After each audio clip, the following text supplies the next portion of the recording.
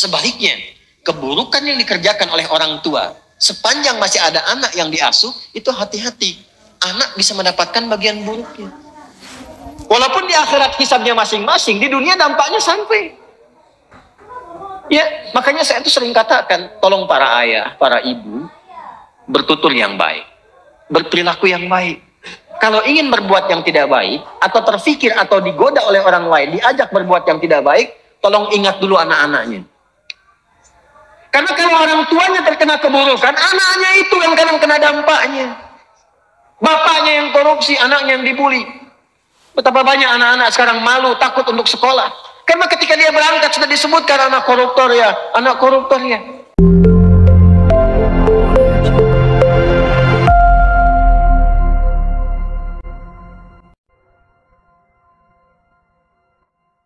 Jadi orang tua yang bekerja sekarang dengan cara yang baik, rizki yang baik, kan dia berdoa, ya Allah, jadikan di antara anak saya ada anak yang ahli Quran, ahli hadis, anak yang saleh. Wasilah doa itu yang mungkin mengantarkan, boleh jadi di anaknya, boleh jadi cucunya. Yang berdoa mungkin gak hafal Quran, tapi wasilah doa dan harta yang halal itu yang sampai pada anak, itu yang menjadikan anak sukses. Disekolahkan di tempat yang baik, lahir nanti cucu. Cucu ini yang ternyata pecinta Quran. Dan cucu itu menjadi ahli Quran. Boleh jadi bukan karena ikhtiarnya saja. Mungkin 30%, 70%-nya doa kakeknya. Jadi nggak ada yang sia-sia dalam amalan. Sebaliknya, keburukan yang dikerjakan oleh orang tua, sepanjang masih ada anak yang diasuh, itu hati-hati. Anak bisa mendapatkan bagian buruknya. Walaupun di akhirat hisabnya masing-masing, di dunia dampaknya sampai. Ya, makanya saya itu sering katakan, tolong para ayah, para ibu, bertutur yang baik, berperilaku yang baik. Kalau ingin berbuat yang tidak baik, atau terfikir atau digoda oleh orang lain, diajak berbuat yang tidak baik, tolong ingat dulu anak-anaknya. Karena kalau orang tuanya terkena keburukan, anaknya itu yang kadang kena dampaknya.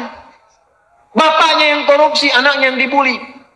Betapa banyak anak-anak sekarang malu, takut untuk sekolah. Karena ketika dia berangkat sudah disebutkan anak koruptor ya, anak koruptor ya. Kamu anak pembunuh ya, kamu anak perampok ya. Makanya berpikir dulu kalau ingin berbuat maksiat. Pikir dulu keluarga. Makanya ibu ingatkan bu, kalau ayahnya itu berangkat, WA tuh, jangan cuma pasang status terus. Ingatkan. Pak, ingat ya anak-anak ya Pak ya. Insya Allah kami bisa tahan lapar. Tapi kami nggak bisa tahan panasnya neraka Pak. Ya memang hari ini panas banget Maya, apalagi di neraka. Bisikin. Bisikin. Anak-anak kita tuh di TK udah dilatih tuh, untuk membisikkan ke orang tuanya. Ya, bisikin kebaikan-kebaikan. Insya Allah kalau terus diingatkan tuh terjaga. Ada dulu orang-orang soleh begitu. Jadi kalau setiap suaminya kerja, istrinya membisikkan. Seperti tadi, terjaga dia. Dan potensi maksiat itu tinggi. Apapun itu bisa terjadi. Karena setannya kan terus menggoda. Jelas? Nah, ulaika lahumul amnu wa hum muhtadun. Kalau kita benar, maka ketenangan diberikan kepada jiwa, dibimbing setelah itu. Kalau sudah benar mendapatkan ini, perhatikan, catat kalimat ini baik-baik ya. Apapun yang Anda mintakan dalam kehidupan, sepanjang Anda sudah beriman benar, itu dikabulkan oleh Allah. Sepanjang ada maslahat di dalamnya. Minta apa saja, minta kedudukan dikasih. Dan tidak nanggung, kadang-kadang tinggi betul. Ya kenapa? Karena Anda punya maslahat di situ. Sudah pandai mengatur. Termasuk harta. Tapi kalau belum sampai ke tingkat itu, disesuaikan nanti. La yukallifullahu nafsan illa. Jangan sampai jadi beban. Bukan gak diberi, tapi disesuaikan. Ya Allah, saya itu udah tahajud. Saya juga udah baca Quran dan menghafal. Tapi kenapa saya minta mobil belum dikasih juga? Motor dulu. Motor aja belum bisa kamu kelola dengan baik. Nanti kalau sudah jadi mobil, datang mobil, sifat bisa berubah. Udah nggak bisa buka pintu mobil. Halo? Ya, waktu naik angkot kan sedekah. Begitu sudah punya mobil agak bagusan dikit, nggak bisa buka pintu kan sebelum dibukain. Ya? Ini baru punya motor udah keliling-keliling komplek kan? Ya, Assalamualaikum, ayo Pak ke masjid. Padahal cuma pengen ngasih tahu nih motor saya. Gitu. Ya, hati-hati. Belum dilantik udah nyebar kartu nama, kan? Taunya beda, salah tulis itu ya, salah lantik. Ini kalau sudah ada iman tuh semua kelihatannya biasa, harta biasa, Nggak ada bedanya antara terlihat banyak dengan sedikit. Nggak ada. Yang ada dalam hati itu bagaimana mengelola titipan ini supaya tidak berat ketika berpulang. Selalu begitu. Dan itu enak, nggak ada beban pada akhirnya. Nggak ada beban, demi Allah saya katakan. Nggak ada beban. Anda tuh melihat 1 juta dengan 1 miliar, sama aja. Kertas. Sama aja kan? Antum tuh tahu. Sama aja. Nggak ada bedanya. Ya, dan pada akhirnya sudah usang juga. Jadi problemnya cuma begini, itu 1 juta dengan 1 miliar, sama-sama habis juga kan? Sama-sama hilang ya. Saya tuh kadang suka begini, saya suka heran tuh. Kadang-kadang mau senyum sendiri, takut dikira orang aneh. Tapi ini perkara emang patut disenyumin. Orang berangkat gelap, kerja, capek begini, mencari sesuatu yang mau habis. Mencari sesuatu yang habis. Ya, berangkat, bahkan kadang ada yang berkelahi, ada yang berselisih. Memperebutkan sesuatu yang hilang. Ya, yang kalau dimakan keluar jadi kotoran. Disimpan juga hilang juga. Terus hidupnya begitu aja, berangkat gelap, pulang gelap, kerja lagi, berangkat pagi, kerja, siang kerja, malam kerja lagi. Ya? Jadi nggak ada yang dalam hidupnya itu semua kerja bagus memang, tapi ketika dapat sesuatu hilang. Ya.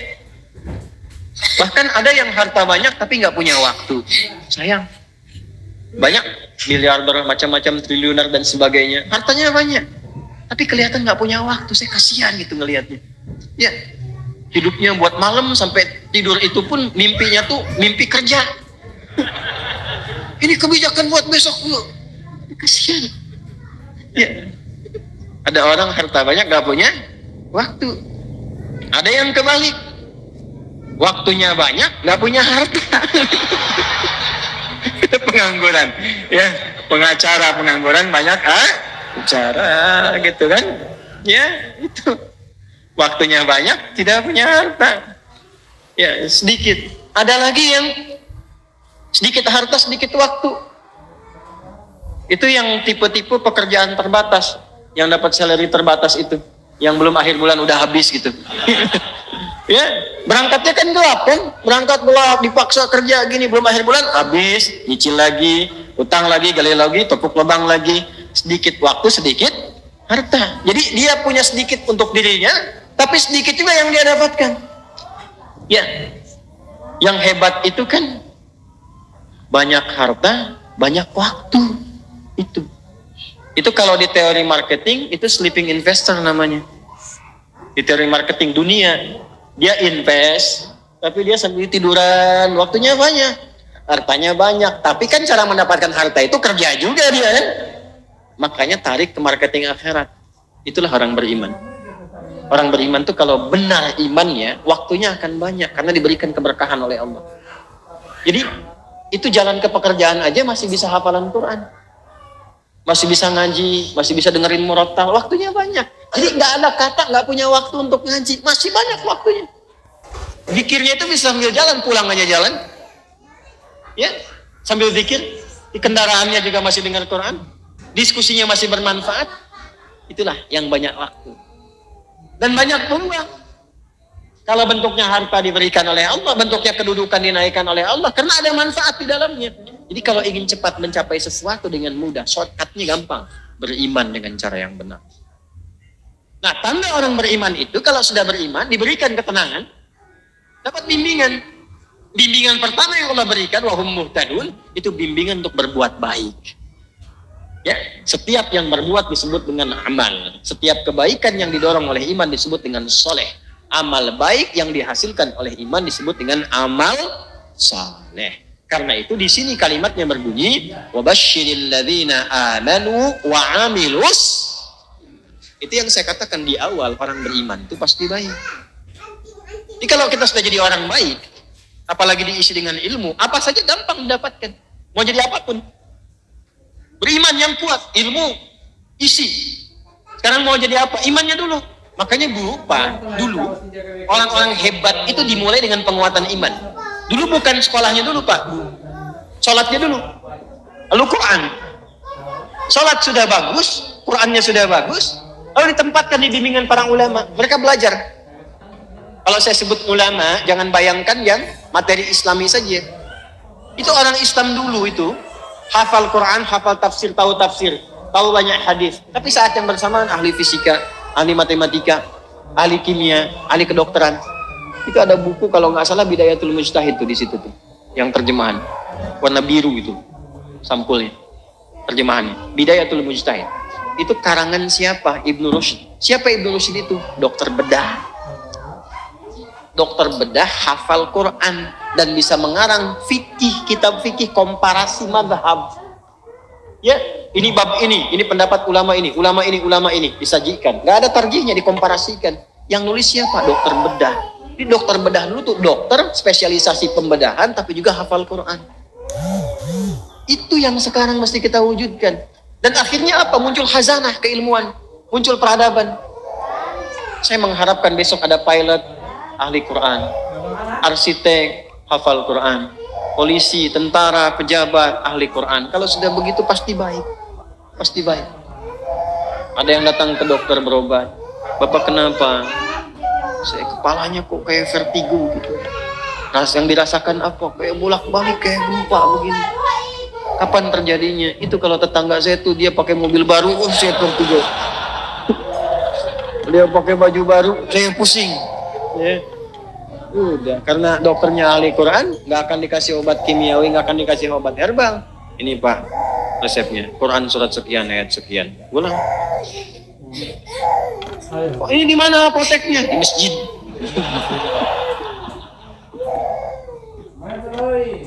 Ini begitu, lebih cepat gitu. Kan sekarang matanya pada sehat, tapi mata hatinya sakit. Dia bisa bedakan tuh sendal bagus, sendal jelek. Tapi pulang dia pakai sendal orang. Jangan terjadi di sini, ya. Karena kita ngaji. Paham?